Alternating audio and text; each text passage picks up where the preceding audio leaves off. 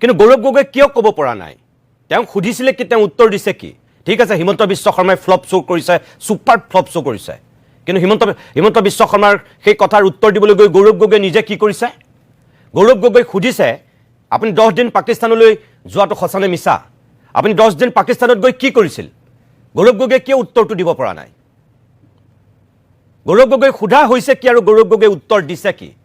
গৌৰৱ গগৈও নিজে স্থিতিটো স্পষ্ট কৰক হিমন্ত বিশ্ব শৰ্মাই বাৰম্বাৰ কৈছে আগতে 15 দিন যোৱা বুলি কৈছিল এতিয়া 10 দিন যোৱা বুলি কৈছে কোন ফালেদি গৈছিল ভিসা কলৈলৈকে পাইছিল কেনেকৈ ভিসা এক্সটেন্ড কৰিলে কেনেকৈ 10 দিন কোট থাকিলে সেই প্ৰশ্নটো হিমন্ত বিশ্ব শৰ্মাই উত্থাপন কৰিছে গৌৰৱ গগৈ তাৰ পোনপটীয়া উত্তৰ দিয়াটো জৰুৰী গৌৰৱ গগৈ তাৰ উত্তৰ নিদি যদি গৌৰৱ গগৈ ফালৰি কাটি যায় তেতিয়াহ'লে কিন্তু অসমৰ মানুহে ভাবিব যে সঁচা হিমন্ত বিশ্ব শৰ্মাই কোৱা কথাটোৰ সত্য গৌৰৱ গগৈ কৰবাত কিবা এটা গণ্ডগোল আছে গৌৰৱ গগৈৰ প্ৰতি আমাৰো আহ্বান আপুনি এনেকৈ কাটি খালে নহ'ব আপুনি এনেকৈ পলালে নহ'ব স্বয়ং মুখ্যমন্ত্ৰী আজি তথ্য সহকাৰে প্ৰমাণ কৰিছে আপুনি তাৰ উত্তৰ দিবই লাগিব সাংবাদিকে যেটো প্ৰশ্ন সুধিছে আপুনি তাৰ উত্তৰ দিবই লাগিব যদি আপুনি উত্তৰ নিদিয়াকৈ ফালৰি কাটি আপুনিও যদি ভাবিছে এনেকুৱা কিছু হিমন্ত বিশ্ব শৰ্মাৰ নিচিনা কিছুমান কথা কৈ পেলাই আপুনিও বিষয়টো তল পেলাব হাম কাটাব এটো হ'ব নোৱাৰিব গৌৰৱ গগৈ উত্তৰ দিবই লাগিব জিতেন্দ্ৰ সিং প্ৰদ্যুৎ বৰদলৈ ৰকিবুল হুছেইন ৰিপুন বৰাই উত্তৰ দিলে নহ'ব প্ৰশ্ন আহিছে গৌৰৱ গগৈৰ প্ৰতি আৰু তাৰ উত্তৰ গৌৰৱ গগৈয়ে দিব লাগিব তাৰ উত্তৰ ৰিপুন বৰাৰ পৰা অসমৰ মানুহে বিচৰা নাই তাৰ উত্তৰ প্ৰদ্যুৎ বৰদলৈ ৰকিবুল হুছেইন বা জিতেন্দ্ৰ সিঙৰ পৰা বিচৰা নাই অসমৰ মানুহে বিচাৰিছে গৌৰৱ গগৈৰ পৰা উত্তৰ আৰু গৌৰৱ গগৈ তাৰ উত্তৰ দিয়াটো প্ৰয়োজন জৰুৰী আৰু যদি আপুনি উত্তৰ নিদিয়ে তেতিয়াহ'লে কিন্তু হিমন্ত বিশ্ব শৰ্মাই কোৱা কথাটোৰ কৰবাত সত্যতা আছে বুলি জান আপুনি নিজেই প্ৰমাণ কৰিব তেনেকুৱা ইংগিতহে হয়তো আপুনি দিব বাকি বিচাৰ অসমৰ মানুহে কৰিব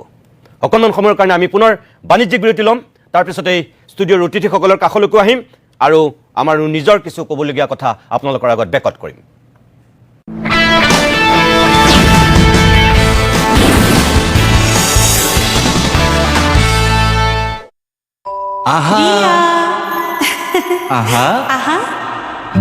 মোৰ ছোৱালী ৰিয়াটো পাইল এই কাৰণে আমি এই সময়ত কৰিবলগীয়া হৈছে যে আজি মুখ্যমন্ত্ৰী হিমন্ত বিশ্ব শৰ্মাই 2 ঘণ্টা 15 মিনিটতকৈ বেছি সময় ধৰি এখন দীঘলীয়া সংবাদমেল সম্বোধন কৰিছিল যিখন সংবাদমেল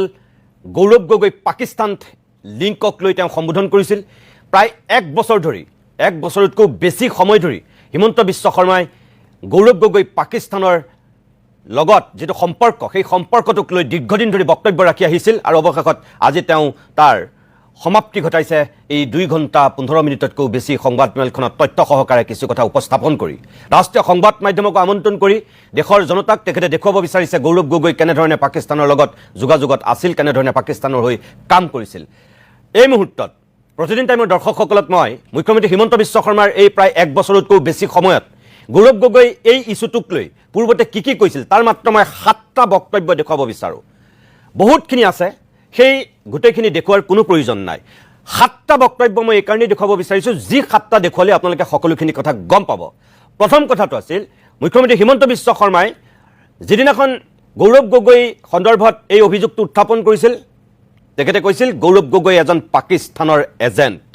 যে তেওঁ পিয়ৰলি পাকিস্তানৰ এজেণ্ট তেওঁ আসলতে ঘূৰিয়ে থাকিব নোৱাৰে তেওঁ হাতত ইমান তথ্য প্ৰমাণ আছে যে মুখ্যমন্ত্ৰী হিমন্ত বিশ্ব শৰ্মাই এজ এ চিফ মিনিষ্টাৰ হিচাপে কৈছে তেখেতে আগতে পূৰ্বতে এই ইস্যুটোতেই কৈছিল যে হিমন্ত বিশ্ব শৰ্মাই মিছা কথা ক'ব পাৰে কিন্তু মুখ্যমন্ত্ৰীয়ে কেতিয়াও মিছা কথা নকয় আৰু মই as a chief minister as a মুখ্যমন্ত্ৰী হিচাপে এই কথাখিনি কৈ আছো হিমন্ত বিশ্ব শৰ্মা হিচাপে কোৱা নাই অৰ্থাৎ হিমন্ত বিশ্ব শৰ্মাই মিছা কথা ক'ব পাৰে কিন্তু মুখ্যমন্ত্ৰী হিমন্ত বিশ্ব শৰ্মাই কেতিয়াও মিছা কথা নকয়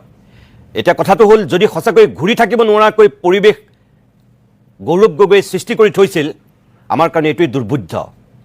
একবাৰলৈ কিয় গৌৰৱ গগৈক জেৰা কৰা নহল যিজন ব্যক্তি ঘূৰি ফুৰিব নোৱাৰে বুলি মুখ্যমন্ত্ৰীয়ে কৈছে তাৰ পিছতো সেই ব্যক্তিজনক এবাৰলৈ কিয় এছআইটিয়ে প্ৰশ্ন নকৰিলে